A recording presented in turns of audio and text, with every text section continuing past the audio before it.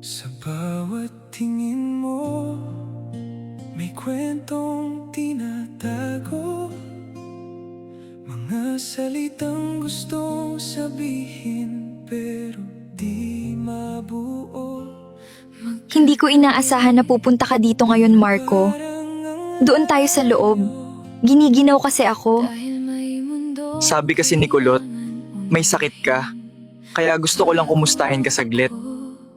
May mga gabi Ganun ba? Saglit lang ba talaga? Ang totoo niyan ay gusto ko talagang bumawi sa'yo nung inalagaan mo ako nung nagkasakit ako. sa puso. Okay lang naman ako, Marco. Mas bumubuti na ang pakiramdam ko ngayon. Mabuti naman dahil okay na ang pakiramdam mo. Sige, uwi na ako. Uuwi ka na ba, Marco? Alam ko namang sinadya mo talaga akong puntahan dito. Mula sa pinagtrabahoan natin, ay mas mauna pang marating ang bahay nyo kaysa dito sa amin. May problema ba tayo, Marco? Iniiwasan mo ba ako dahil sa nakita mo kanina? Tama ka. Sinadya talaga kitang puntahan dito dahil gusto kong bumawi at ako naman ang mag-alaga sa'yo. Bakit gusto mong umuwi? Hindi mo pa ako naalagaan, may lagnat pa ako, oh. Nagsiselos ka ba sa nakita mo kanina? Kaya ka nakasimangot dyan. Hindi Bakit naman ako magsiselos?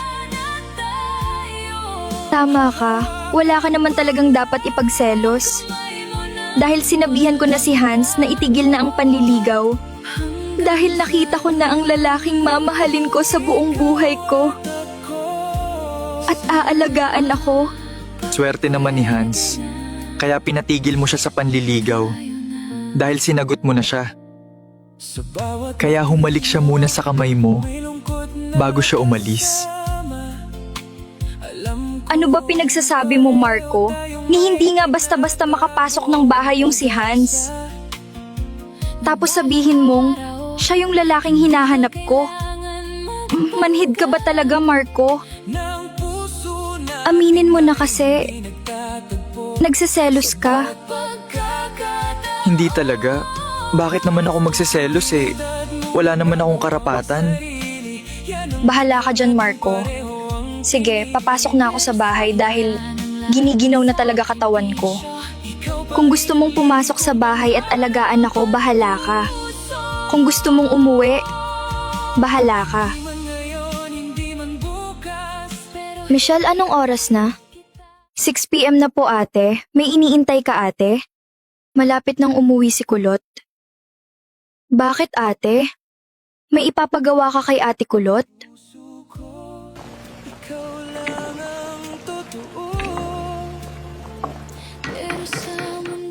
Ate, ang bait ni Kuya Marco, no? Alam mo, ate, kapag maging boyfriend muna si Kuya Marco, siguradong napakasaya ko. Nararamdaman ko sa kanya yung kaligtasan natin, yung hindi tayo iiwan sa kahit anong hirap ng buhay.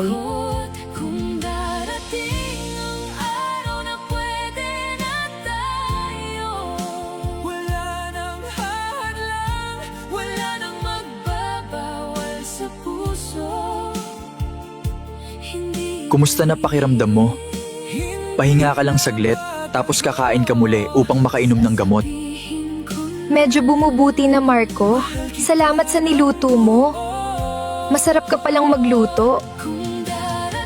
Walang anuman, Leslie. Pwede na ba akong umuwi? Naghihintay ng mga kapatid ko sa akin. Nakalimutan ko palang sabihin sa'yo, Marco. Sinabihan ko na si Kulot na dadaan niya doon ng mga kapatid mo. Okay na ba pakiramdam mo, Leslie? Okay na ako, Marco. At nakapagpalit na rin ako ng damit dahil basa sa pawis kanina. Mabuti naman at gumaling ka na.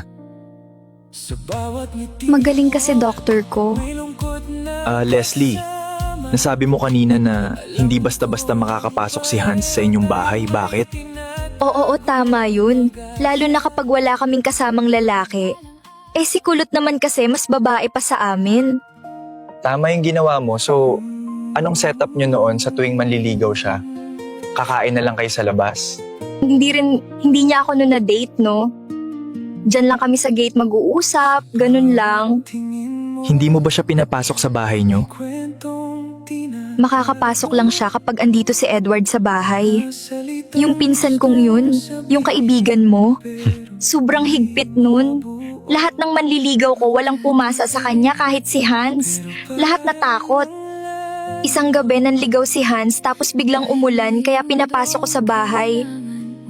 Hindi ko yun makakalimutan. Naalala ko yun. Acquaintance party namin yun. Kahit malakas ang ulan, bigla siyang umuwi. Kaya wala nang magagawa si Hans. Uuwi na lang kahit maaga pa. Kung akalain mo yun, 1 oras lang ang binigay. At saka naalala ko noon ang sabi niya, hindi siya pupunta ng Amerika kapag wala pa siyang nakitang lalaking mamahalin ako at ang kapatid ko. Yung boyfriend na mapagkakatiwalaan. Bakit siya pumunta ng Amerika? Wala ka pa namang boyfriend? Hindi ko alam, basta ang alam ko, may lalaking nagmamahal at nagpapasaya ng puso ko ngayon.